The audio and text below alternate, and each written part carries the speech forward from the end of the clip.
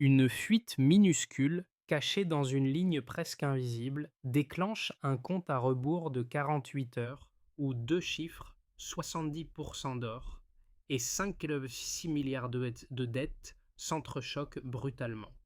Ce contraste froid, arithmétique en apparence, expose la manière dont quelques données scellées peuvent pousser un État être au bord de la rupture, tout en laissant les auteurs de la pression hors du champ des caméras. Que change pour vous un ultimatum pesant sur Ibrahim Traoré et sur le destin collectif lié à ce choix imposé au Burkina Faso? Ici commence une fracture discrète, mais capable de redessiner une carte entière.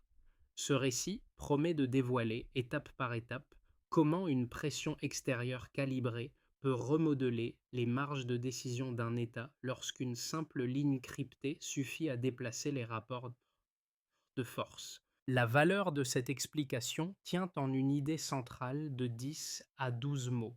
Comprendre comment une contrainte chiffrée redéfinit la souveraineté d'un pays exposé. La documentation transmise au Burkina Faso ne se contentait pas d'annoncer une dette ou un rappel administratif. Elle imposait un rythme, une hiérarchie des priorités et un horizon où chaque heure gagnée ou perdue conditionnait la stabilité institutionnelle. Ce qui semble n'être qu'un différend financier devient alors un test de résistance dont les répercussions s'étendent bien au-delà du Sahel.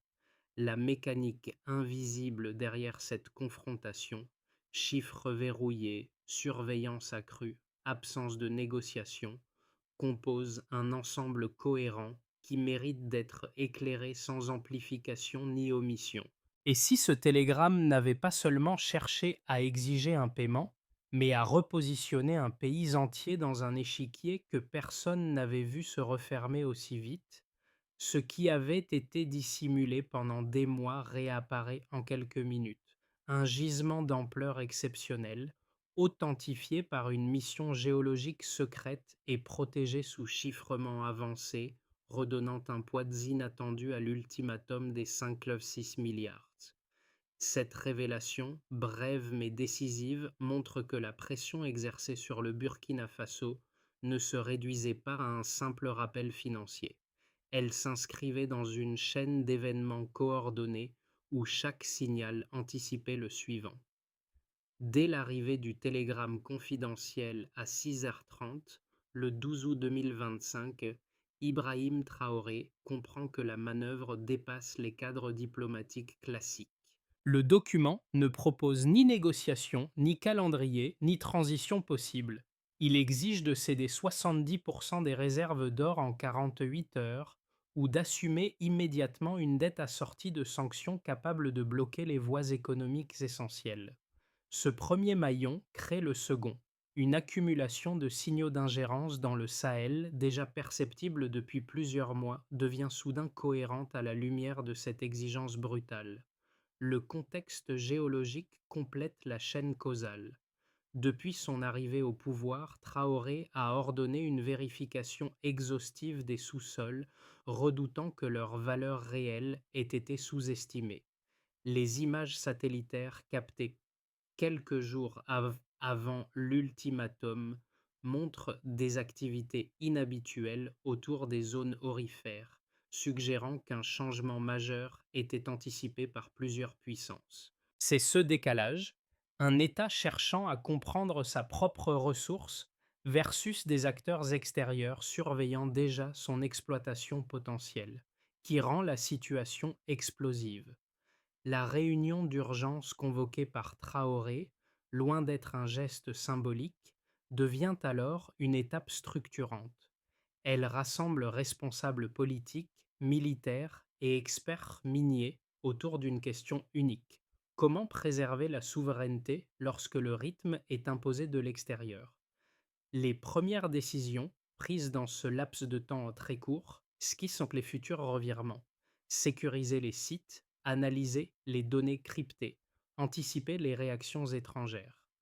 Ainsi se dessine une mécanique où chaque événement déclenche le suivant, reliant la fuite initiale, le gisement confidentiel, la surveillance internationale et l'ultimatum chiffré en une seule trajectoire serrée. Parmi les premiers convoqués lors de la réunion d'urgence se trouve un ingénieur minier dont le travail discret, mené depuis plusieurs années, consistait à décrypter les variations géologiques du Sahel. Son rôle devient central dès l'instant où il établit une corrélation nette entre les données cryptées récemment analysées et les activités détectées par plusieurs satellites étrangers autour des zones aurifères. Ce premier cas révèle une tension silencieuse. Une ressource encore non exploitée pouvait, à elle seule, modifier le rapport de force imposé par l'ultimatum chiffré. À ses côtés, un officier chargé de la sécurité territoriale apporte une seconde pièce décisive. Depuis plusieurs semaines, il observe le déplacement d'équipements venus de pays tiers près des sites miniers, signe que la région était déjà sous surveillance internationale bien avant la fuite du télégramme. Son exposé montre que la pression ne se manifestait pas seulement dans les chiffres, mais aussi dans les trajectoires logistiques, les mouvements militaires et l'attention croissante portée aux zones arides du territoire. L'interaction entre ces deux voies, l'une technique, l'autre opérationnelle, constitue le premier point d'ancrage permettant à Ibrahim Traoré d'évaluer l'ampleur réelle de la menace. Ensemble, elles dévoilent un paysage où l'économie, la sécurité et la diplomatie sont imbriquées au point de rendre chaque décision immédiate et inévitable. Ce qui se joue alors dépasse une simple alerte. Ces analyses préliminaires déterminent la marge d'action du pays dans les heures qui suivent. En définitive, il s'agit pour le public de comprendre comment deux témoignages techniques peuvent faire basculer une stratégie nationale. Tout démarre dès la lecture du télégramme. Aucun délai, aucune ouverture, aucune porte latérale. L'exigence est brute. Céder 70% de l'or national en 48 heures ou affronter une dette immédiate de 5,6 milliards de dollars assortie de sanctions capables de paralyser les voies économiques essentielles. L'activation est instantanée. Les ministres arrivent en urgence.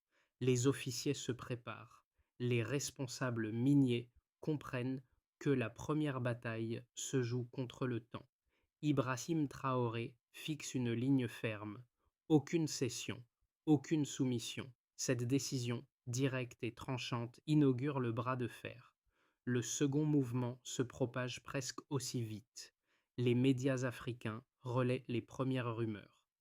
De Lagos à Kinshasa, les titres évoquent une pression extérieure visant le cœur des ressources du Sahel. L'écho grandit, les interprétations divergent. L'effet de caisse de résonance dépasse les frontières du Burkina Faso. Chaque article renforce l'idée d'une confrontation inévitable.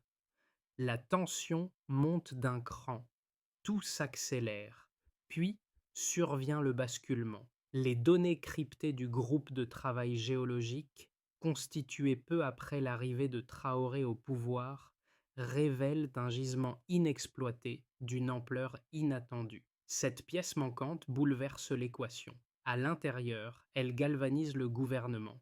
À l'extérieur, elle attise la surveillance. Les satellites occidentaux détectent une activité inhabituelle dans les zones arides. Les services de renseignement comprennent qu'un élément échappe à leur contrôle. Le centre de gravité change. L'escalade devient visible. Des équipements venus d'Iran et du Venezuela sont acheminés vers les sites stratégiques. Leur présence est présentée comme logistique, mais elle signale surtout qu'un changement de gouvernance des mines est en cours. Peu après, les premières expulsions de compagnies minières occidentales sont ordonnées. Les opérateurs français et américains quittent le terrain. Les unités de l'armée prennent le relais. La rupture devient officielle. Le flux de l'or, autrefois orienté vers les banques étrangères, est redirigé vers un fonds de développement interne. Le symbole est fort. Le geste est politique. La dynamique est irréversible. Le sommet de la tension arrive lorsqu'une nouvelle fuite expose l'ultimatum attribué à Donald Trump. Les capitales occidentales se crispent. Washington, Londres, Paris et Berlin renforcent leur position. Les menaces s'accumulent. Sanctions globales, blocage des ressources, tentatives de déstabilisation économique. Le ton devient mécanique, froid, distant. L'affaire dépasse la dette. Elle devient une contestation frontale d'un rapport de domination. Ibrahim Traoré reste inflexible. Son maintien de cap transforme l'incident en symbole continental. La dernière phase se joue dans les réverbérations immédiates. L'armée burkinabé sécurise les mines. Les convois d'or cessent d'alimenter l'Occident et sont réintégrés au circuit national. Les réactions hostiles se multiplient dans les milieux industriels occidentaux. En Afrique, au contraire, le soutien s'étend. Les positions se cristallisent. Le temps se contracte. Chaque heure ajoute une couche à la confrontation. La question n'est plus ce que dit le télégramme, mais ce qu'il déclenche. La structure du télégramme reposait sur une mécanique chiffrée d'une précision inhabituelle. Le premier indicateur, présenté comme une exigence apparemment technique, imposait la rétrocession de 70% des réserves d'or nationales. Ce pourcentage, pourtant affiché comme une simple garantie financière, équivalait en réalité à priver l'État de son levier stratégique central pour stabiliser ses politiques internes. La perte d'un tel volume réduisait immédiatement la capacité d'autofinancement national, un effet mesurable et directement opérationnel. Cette valeur formait la baseline, un actif essentiel, immobilisé ou transféré, modifiant instantanément l'équilibre interne. Le second chiffre constituait le cœur du dispositif. Une dette totale de 5,6 milliards de dollars, présentée comme une obligation immédiate et non négociable. Ce montant, lié explicitement au transfert forcé de l'or, produisait un delta brutal dans la capacité du pays à honorer ses engagements essentiels. Un paiement intégral aurait absorbé l'essentiel des marges budgétaires disponibles, créant une contrainte qui dépassait la simple comptabilité. Le télégramme ne décrivait pas un plan de redressement, mais un point d'étranglement calculé. Ici, la donnée numérique devenait outil de mise en tension. À cette contrainte principale s'ajoutait une somme complémentaire. 324 millions de droits de tirage spéciaux dus au FMI, évoqués comme une extension des obligations financières du Burkina Faso. Ce chiffre ne représentait pas seulement une surcharge administrative, il signalait l'existence d'un maillage institutionnel qui encadrait déjà la souveraineté budgétaire du pays. L'ajout de cette somme transformait l'obligation initiale en système fermé où chaque option conduisait à une perte d'autonomie crue. L'empilement numérique révélait ainsi une architecture cohérente visant à verrouiller les alternatives. Pour Ibrahim Traoré, l'enjeu n'était pas seulement de comprendre ces chiffres isolément, mais de les interpréter comme un ensemble structuré. La combinaison de 70%, 5,6 milliards et 324 millions formait une chaîne. Ressources, dettes, surcharge institutionnelle. Cette séquence devenait un cadre contraignant où chaque choix entraînait un coût croissant. La baseline, la valeur nationale de l'or, devait alors être évaluée face au delta imposé, la dette immédiate et les obligations additionnelles. La comparaison interne révéla rapidement que céder aux demandes extérieures aurait créé une dépendance durable. La réaction internationale confirma la portée de ces chiffres. Dans les capitales occidentales, ils furent interprétés comme signes d'instabilité imminente. Dans plusieurs pays africains, à l'inverse, ils circulèrent comme preuve d'une pression disproportionnée visant à affaiblir un État disposant d'une ressource stratégique rare. Cette divergence d'interprétation devint un facteur d'escalade. Les institutions financières considéraient que le pays ne tiendrait pas sous le poids de ces montants. Les autorités burkinabées estimaient qu'une soumission les priverait durablement de leur marge de manœuvre. Les mesures ultérieures, sécurisation des mines, expulsion des compagnies occidentales, redirection des revenus aurifères vers un fonds de développement, ne pouvaient être comprises qu'en relation directe avec ces trois chiffres. Sans eux, l'affaire aurait pu suivre une voie diplomatique classique. Avec eux, elle devint un test de résistance chiffré où chaque décision devait être évaluée selon son impact sur la souveraineté et la capacité financière immédiate. Ainsi, les données extraites du télégramme ne constituaient pas de simples références comptables. Elles formaient une mécanique de contrainte dont l'objectif implicite était de remodeler l'espace de décision du pays. Le calcul était clair. Céder, c'était perdre un levier. Résister, c'était redéfinir l'équilibre. La première position, souvent défendue dans les milieux économiques internationaux, soutient que l'ultimatum transmis au Burkina Faso relevait d'une mesure de stabilisation indispensable.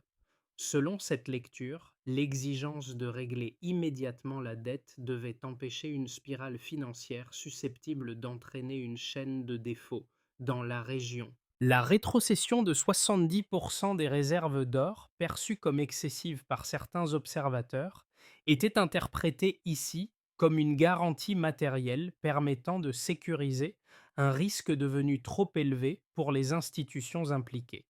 Dans cette logique, la fermeté du télégramme n'était pas punitive, mais protectrice.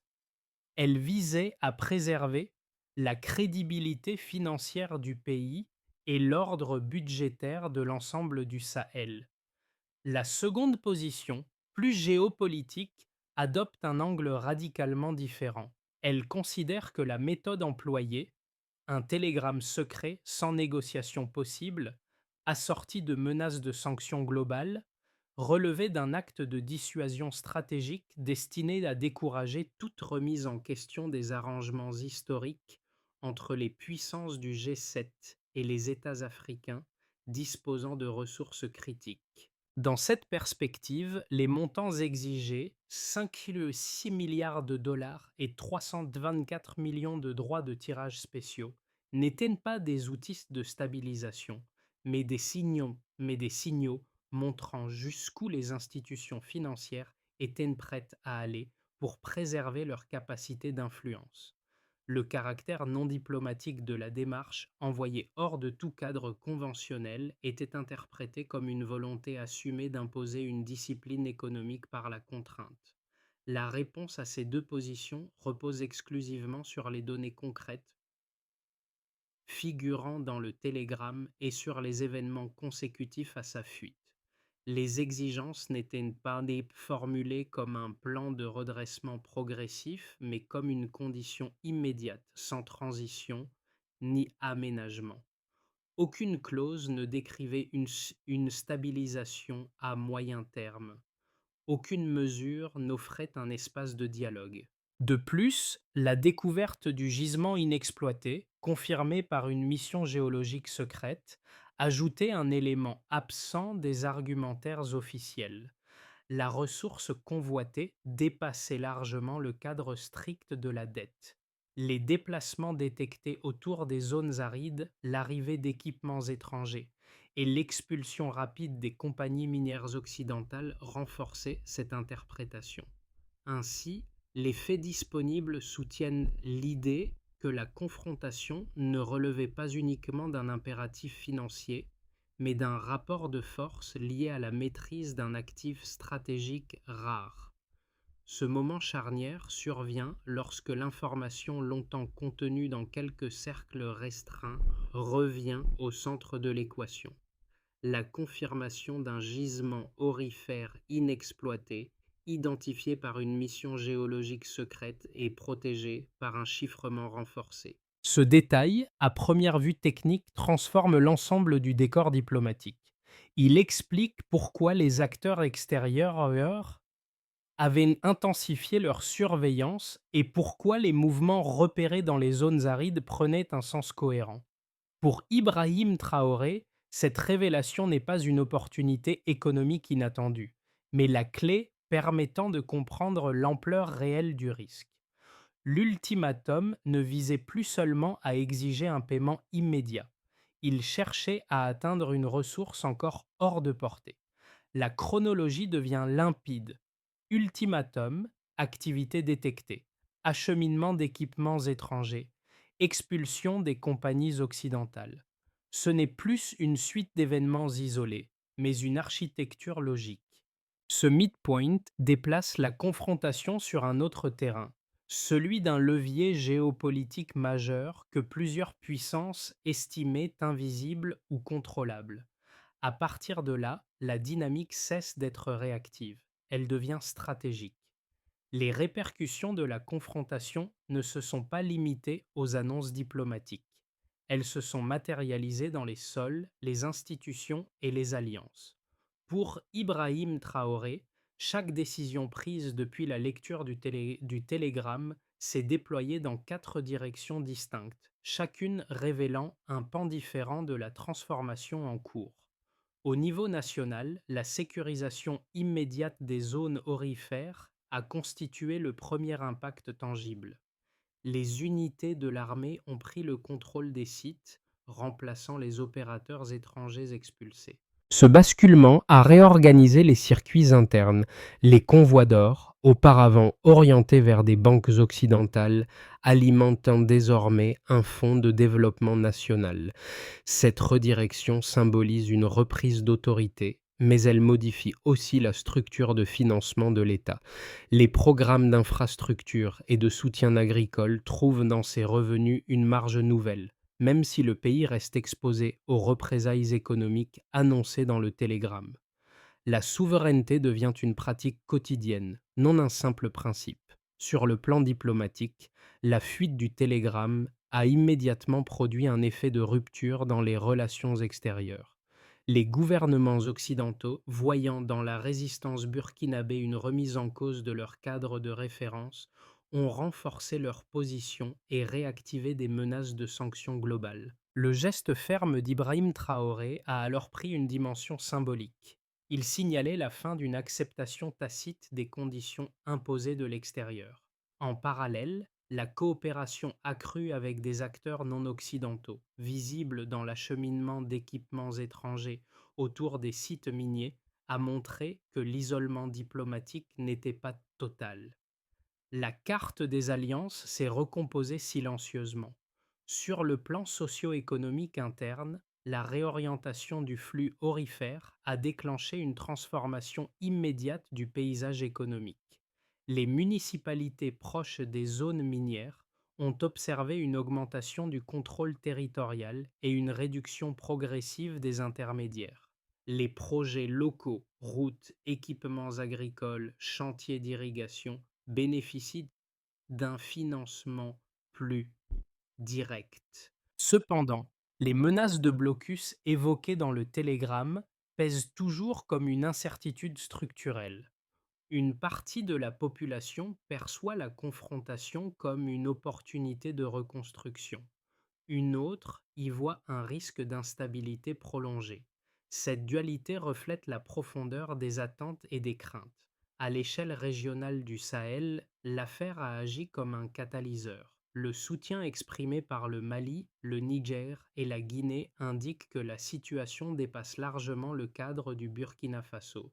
Ces pays y voient un précédent, la possibilité de reconfigurer les rapports avec les puissances extérieures, notamment dans l'exploitation des ressources stratégiques. Des manifestations de solidarité ont émergé, accompagnées de débats universitaires et civils, soulignant la valeur politique de la souveraineté économique. La confrontation burkinabé devient un point de référence régional, un marqueur d'un moment où les États africains interrogent collectivement la place qu'ils entendent occuper.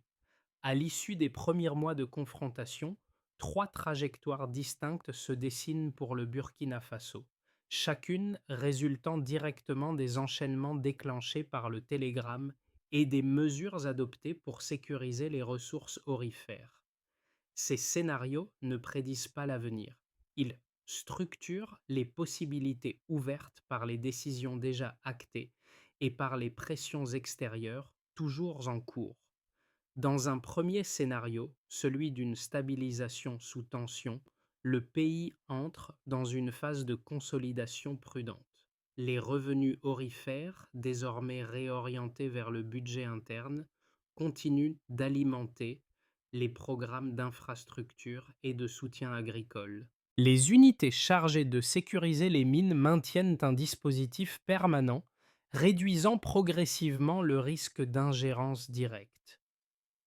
Toutefois, les menaces de sanctions globales pourraient se transformer en mesures ciblées, restrictions financières, obstacles commerciaux, ralentissements administratifs. Dans cette configuration, l'équilibre reste fragile. Le Burkina Faso avance, mais sous surveillance constante. La marge d'action dépend de la capacité à tenir la ligne fixée après l'ultimatum initial. Dans un deuxième scénario, celui d'une consolidation d'un bloc régional considéré comme plus optimiste, l'alignement affiché par le Mali, le Niger et la Guinée prend forme. Ces États, confrontés à des dynamiques similaires, pourraient institutionnaliser leur coordination. Cette coopération engloberait protection des ressources, circulation sécurisée des matières premières, et harmonisation diplomatique face aux pressions extérieures. Un tel regroupement réduirait le coût politique et économique des représailles occidentales, car un ensemble régional cohérent rendrait toute action coercitive plus complexe. Les revenus aurifères redirigés vers l'économie burkinabé accéléreraient alors la diversification interne, agriculture modernisée, petites industries locales, renforcement logistique. Ce scénario transforme la crise en levier d'autonomisation.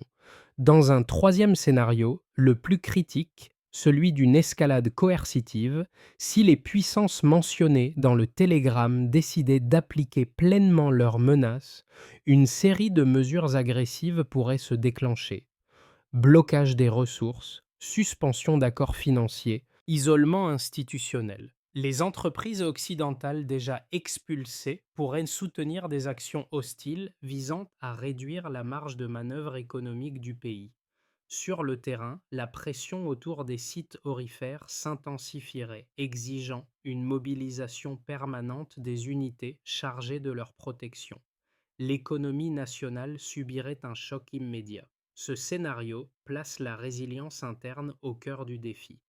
En guise de recommandation de réflexion, le facteur décisif réside moins dans les intentions extérieures que dans la capacité à structurer des alliances, à sécuriser les actifs stratégiques et à maintenir une cohérence décisionnelle sur un horizon de plusieurs mois. Pour une partie des citoyens vivant près des zones minières, groupe A, la confrontation ne se résume pas à un bras de fer diplomatique. L'arrivée des unités nationales chargées de sécuriser les sites a créé un double mouvement. D'un côté, beaucoup y voient une garantie. Les ressources extraites resteraient enfin dans le circuit national. De l'autre, la perspective d'un affrontement prolongé avec des puissances extérieures nourrit une prudence logique. Pour ce public, l'enjeu principal tient à la stabilité économique immédiate, perçue comme un socle vital. Un second groupe, davantage ancré dans les milieux urbains, administratifs ou éduqués, groupe B, adopte une lecture institutionnelle. La fuite du télégramme révèle à leurs yeux un système international capable d'imposer des décisions majeures sans consultation publique. Les menaces de sanctions globales soulèvent des questions sur la capacité du pays à absorber des pressions rapides et coordonnées. Pour ses citoyens, l'affaire constitue moins un débat sur l'or qu'un test de gouvernance, un révélateur de l'équilibre fragile entre souveraineté et dépendance structurelle. Un troisième groupe, tourné vers la dimension régionale du Sahel, groupe C, observe les événements comme un moment de basculement continental. Le soutien affiché par le Mali, le Niger et la Guinée donne l'impression qu'une nouvelle configuration politique pourrait émerger. Ces publics perçoivent la situation non comme un isolement burkinabé, mais comme une opportunité collective d'affirmer une position africaine plus cohérente face aux pressions extérieures. Pour eux, la question clé concerne la capacité des États du Sahel à transformer cet épisode en dynamique durable. Ainsi, selon l'espace qu'ils occupent, les citoyens n'interprètent pas la confrontation de la même manière. Ils y lisent leurs inquiétudes, leurs aspirations et leurs propres horizons. La première étape consiste à consolider durablement la sécurisation des zones aurifères. Les unités déjà déployées doivent être organisées en dispositifs permanents, capables de surveiller les mouvements extérieurs et de prévenir toute tentative d'ingérence. L'indicateur principal demeure la stabilité des flux extraits et les transportés sous contrôle national. Cette continuité prolonge la ligne stratégique fixée par Ibrahim Traoré lorsque l'armée a repris la gestion opérationnelle des sites. La deuxième étape vise à structurer un mécanisme financier interne capable de canaliser les revenus aurifères vers des priorités clairement établies: infrastructures, agriculture et industrie locale. Le fonds de développement déjà mis en place gagnerait à être renforcé par des objectifs trimestriels vérifiables. Le suivi des investissements réalisés, projets livrés, surfaces agricoles modernisées, tronçons routiers achevés, servirait de tableau de bord. La mesure est simple: vérifier que chaque unité d'or alimente effectivement un programme national. La troisième étape repose sur la construction d'un réseau de coopération régionale élargi. Le soutien du Mali, du Niger et de la Guinée offre une base solide pour institutionnaliser des dispositifs conjoints de protection des ressources, d'échange d'informations et de réponse rapide aux pressions extérieures. Les indicateurs associés porteraient sur la signature d'accords opérationnels, la fréquence des missions communes et l'harmonisation progressive des positions diplomatiques. Enfin, la quatrième étape nécessite une stratégie de communication structurée. Les campagnes médiatiques déjà amorcées, valorisant les mineurs, les agriculteurs et les projets de reconstruction peuvent être amplifiées afin de renforcer la cohésion interne et limiter l'impact psychologique des menaces internationales. Le niveau d'adhésion du public, mesuré par la participation et par les retours des communautés locales, permettra d'évaluer l'efficacité de cette dynamique. Ensemble, ces quatre volets composent une trajectoire cohérente: protéger, réinvestir, coopérer, expliquer.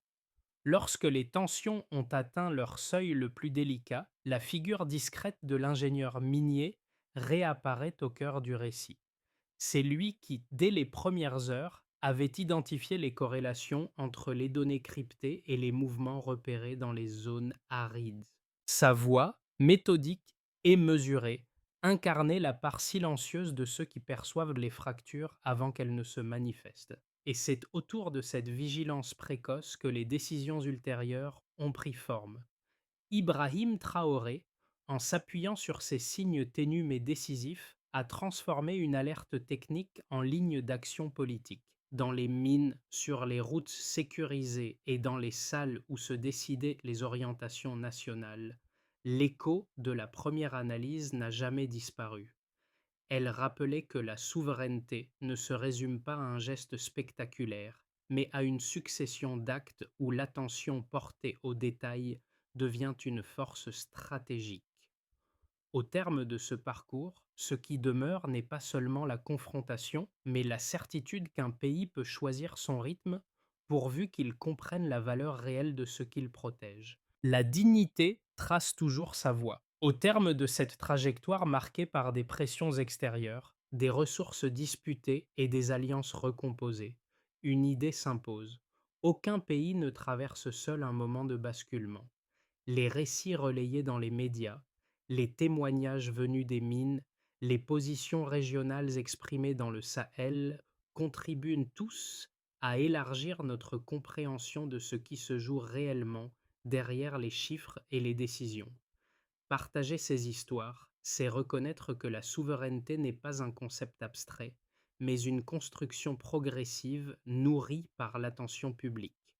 Les discussions, les analyses, les questionnements individuels formaient un espace commun où se façonnent les trajectoires à venir. S'informer, commenter, interroger les choix possibles devient une manière de participer, même à distance, à ce mouvement plus large qui redéfinit la place des peuples dans les décisions qui les concernent. Alors, dans cette recomposition où chaque voix compte, une question demeure erst ouverte.